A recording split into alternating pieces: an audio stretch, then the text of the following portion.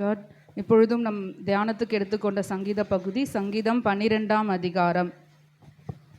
செமினித் என்னும் எண்ணரம்பு கிண்ணறத்தில் வாசிக்க ராக தலைவனுக்கு ஒப்புவிக்கப்பட்ட தாவீதின் சங்கீதம்.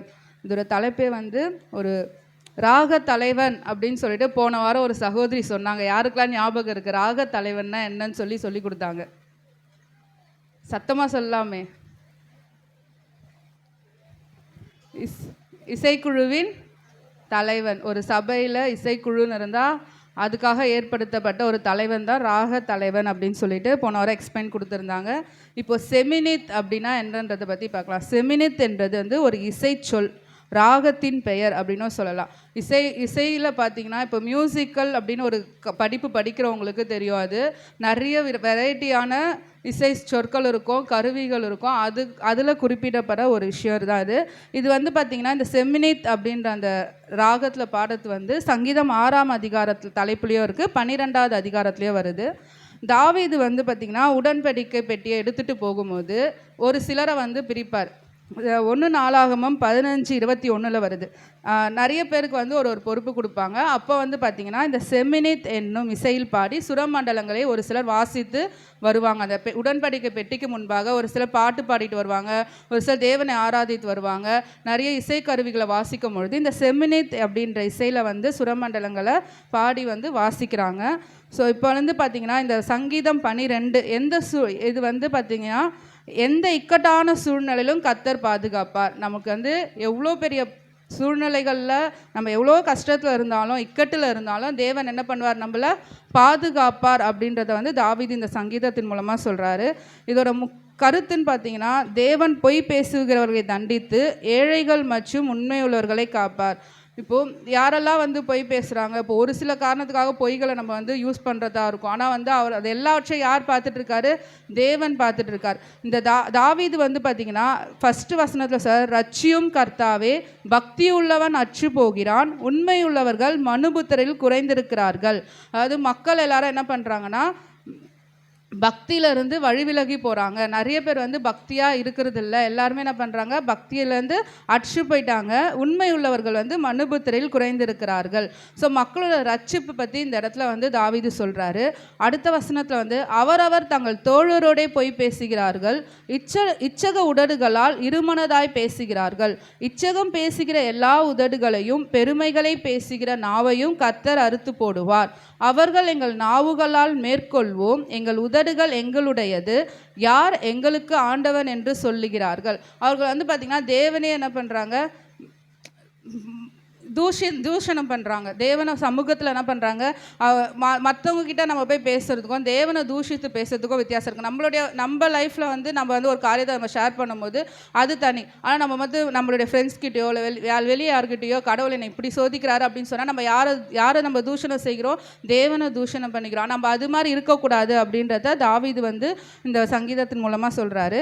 கர்த்தர் என்ன சொல்கிறாருன்னா, ஏழைகள் பாழாக்கப்பட்டது நிமித்தமும் எளியவர்கள் விடும் பெருமூச்சின் நிமித்தமும் நான் இப்பொழுது எழுந்து அவன் மேல் சீறுகிறவர்களுக்கு அவனை காத்து சுகமாயிருக்க பண்ணுவேன் என்று கர்த்தர் சொல்லுகிறார். இப்போ நம்ம தேவனிடத்தில் நம்ம எதற்கான ஒரு விண்ணப்பத்தை வைத்தாலும் கர்த்தர் என்ன பண்ணுறார், நமக்கு பதில் கொடுக்கிறார். இந்த 6வது வசனம் ரொம்பவே இந்த சங்கீத தியானத்தை நான் இது பண்ணும்போது எனக்கு இந்த 6வது வசனம் ரொம்ப தொட்டுது.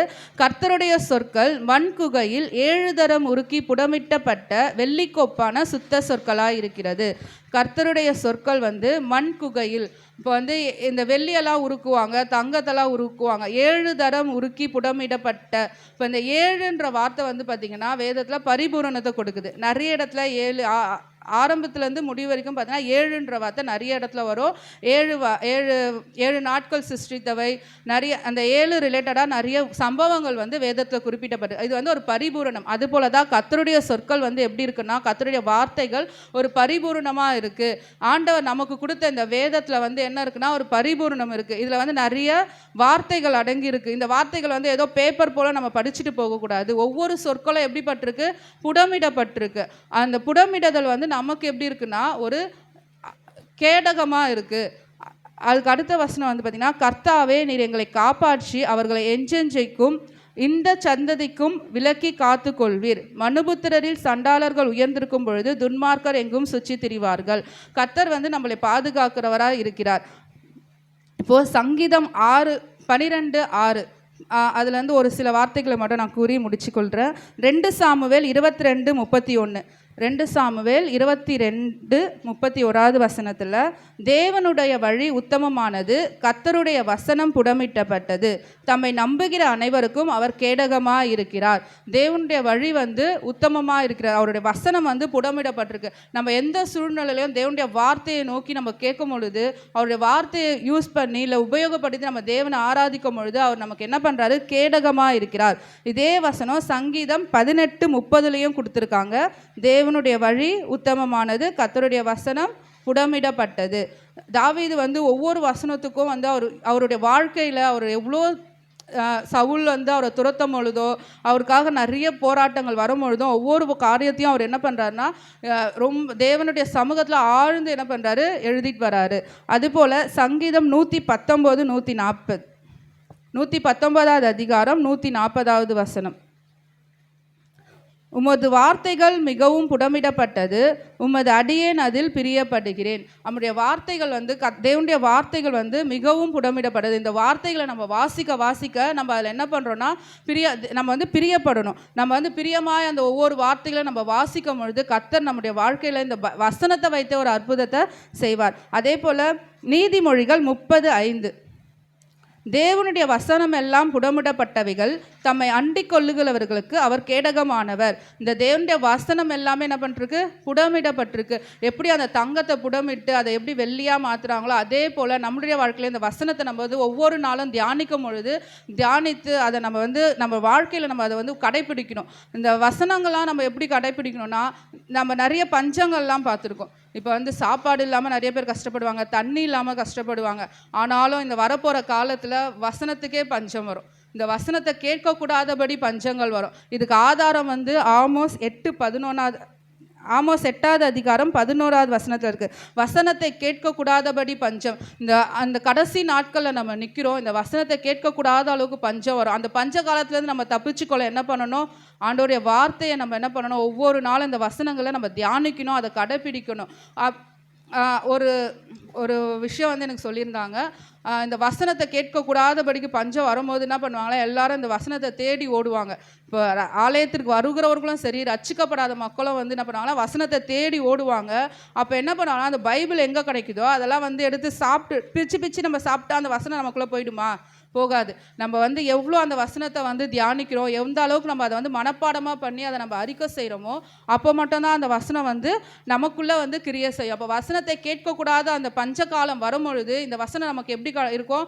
ஒரு பாதுகாப்பாக இருக்கும். எந்த ஒரு சூழ்நிலையிலும் கர்த்தர் நம்மளை பாதுகாக்கிறவராக இருக்கிறார்.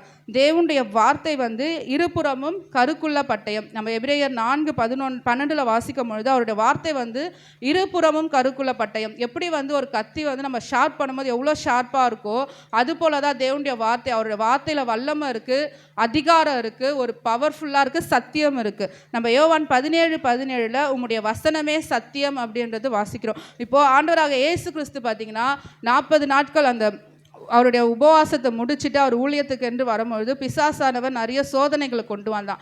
அப்போ அவர் பிசாஸ்கிட்ட எதிர்க்கும் போது அவர் வசனத்தை மட்டும்தான் வைத்து பேசினார். அந்த வசனத்தை வைத்து அவர் எதிர்த்து பேசும் பொழுது பிசாசே அவரை விட்டு ஓடி போயிட்டார். அதே போல தான் நம்மளும் நம்முடைய வாழ்க்கையில் நிறைய காரியங்கள் வரும். நம்ம ப்ரேயர் பண்ணுவோம், எல்லாமே செய்வோம். ஆனால் நம்ம வசனத்தோடு நம்ம ஜெபிக்கும் பொழுது ஆண்டவர் நமக்கு என்ன பண்ணுவார்? ஒரு விடுதலையை கொடுப்பார்.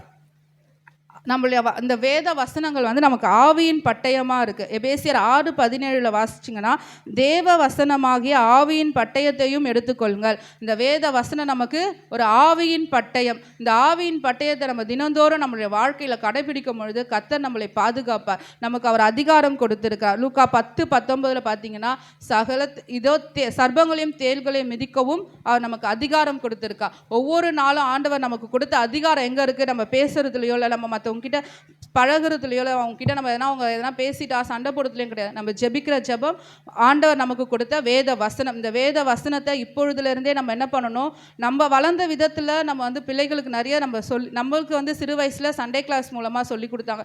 இப்போ பெற்றோர்களாக இருக்கிற எல்லாரும் என்ன பண்ணணும், சிறு வயதிலிருந்தே உங்கள் பிள்ளைகளுக்கும் உங்களை கூட தெரிஞ்சவங்களுக்கும் ஒவ்வொருத்தருக்கும் இந்த வேத வசனத்தை நீங்கள் சொல்லி கொடுத்து ஆவிக்குரிய வாழ்க்கையிலும் வேத வசனத்திலும் உங்கள் பிள்ளைகளை வளர்த்தீங்கன்னா கர்த்தர் ஒவ்வொருத்தரையும் என்ன பண்ணுவார், பெரிய ஒரு ஆசீர்வாதத்தினால நிரப்புவார். கர்த்தர் தாமே இந்த வார்த்தைகளை ஆசீர்வதிப்பாராக. ஆமென்.